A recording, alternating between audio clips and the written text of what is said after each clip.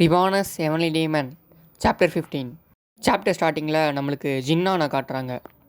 அந்த மவுண்டெயின்ஸுக்கு இடையில் அந்த முரிமேலன்ஸ் பிரான்ச்சில் வந்துட்டுறாரு ஹீரோவை பார்க்க. ஹீரோவும் எவன்லி பிளேட் செக்ட் ஆள் மாதிரி மார்வசம் போட்டு உக்காந்துக்கிறான் அந்த இடத்துல. அந்த முரிமேலன்ஸ் லீடர் பார்க்க அந்த பிரான்ச் லீடரும் சாக்காரான். பார்த்தா அந்த காங் டிஷ்யூவோட தலையை வெட்டி எடுத்து வச்சுக்கிறான் ஹீரோவும் ஏன்டா இவ்வளோ சர்ப்ரைஸ் ஆகிற, இதெல்லாம் நார்மல் தானே.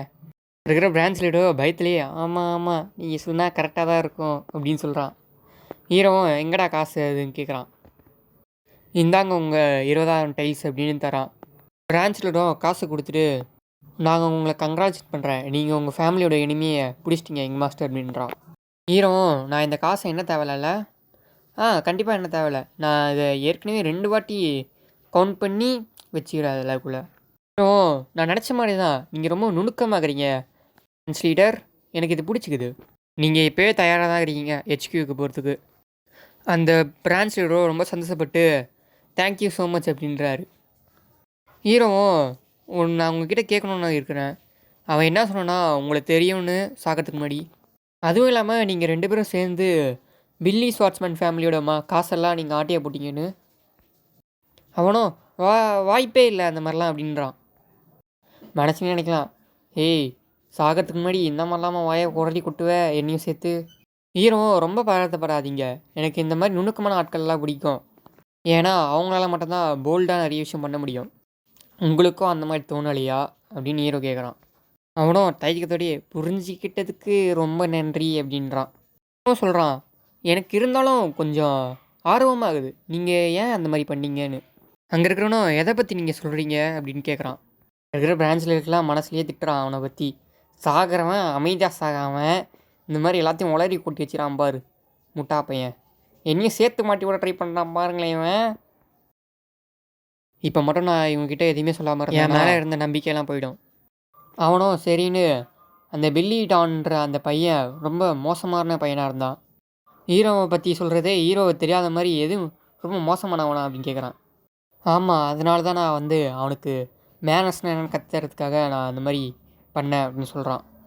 ஹீரோவும் சிரிச்சுக்கிட்டே ஓ அதனால தானே, இப்போ நீ என் கேள்விக்கெலாம் ஆன்சர் சொல்ல ஆரம்பிச்சிட்டல.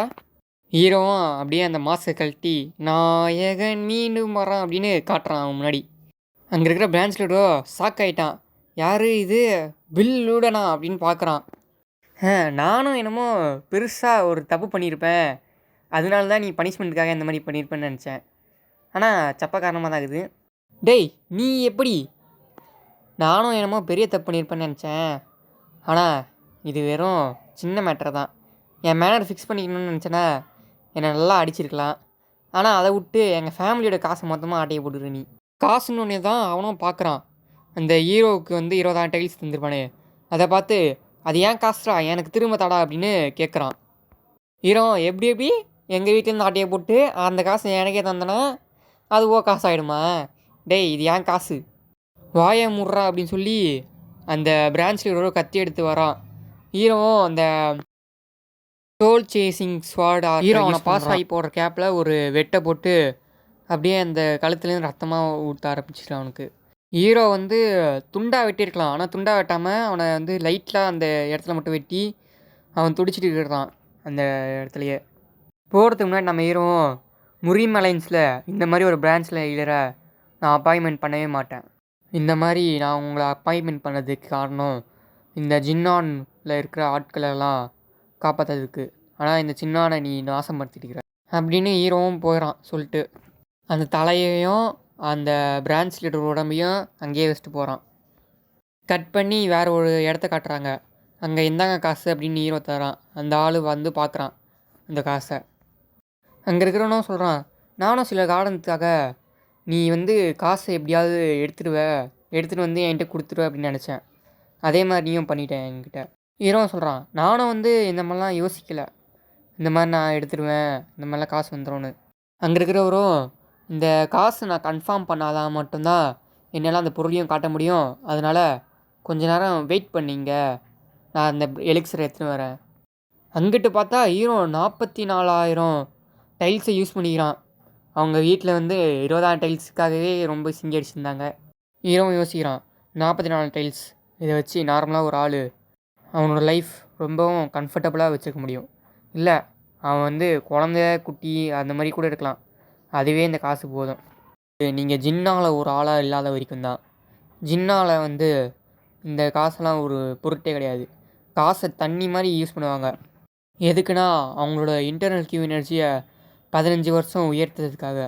எப்படி இருந்தாலும் ஜின் ஆகும்ல இருக்கிற ஒரு ஆளால் 15 வருஷத்துக்கான கியூஐயை எடுக்க முடியும்னா அவன் 15 வருஷத்துக்கான டைமையும் எஃபெக்டையும் எடுக்கிறான்னு அர்த்தம்.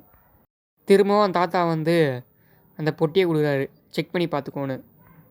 ஹீரோவும் ஓப்பன் பண்ணி செக் பண்ணி பார்த்தா அவன் வந்து அதிர்ச்சி ஆகிறான் அங்கே இருக்கிற மில்லினியம்ஸ்ன்ற ஒரு செடியை பார்த்து. ஏன்னா அது ரொம்ப நல்ல கண்டிஷனில் இருக்குது. அங்கே இருக்கிறவரும் நான் சொன்னல நீ ரொம்ப லக்கின்னு. ஹீரோவும் இதெல்லாம் உங்களுக்கு தான் நன்றி சொல்லணும், நீங்கள் எனக்காக சப்போர்ட் பண்ணதுக்கு. சரின்னு அவரும் சிரிச்சிட்டே வழியே அனுப்புகிறாரு. ஹீரோவும் அந்த கடையை விட்டு வெளில போகிறான். ஹீரோ போனோடனே அவரும் யோசிக்கிறாரு, நான் நினச்ச மாதிரி தான் இருக்குது. எலிக்ஸர்ன்றது அது ஓனர் அதுவே தான் தேர்ந்தெடுத்துக்கொண்டு. இப்போ நம்மளுக்கு ஆனில் ஒரு இடத்த காட்டுறாங்க, ஒரு குகையில். அங்கே குகைக்குள்ளே ஹீரோ வந்து ட்ரைனிங் எடுத்துகிட்டு இருக்கிறான். ஹீரோவும் பார்க்குறான் அந்த மில்லினியம் எர்பை.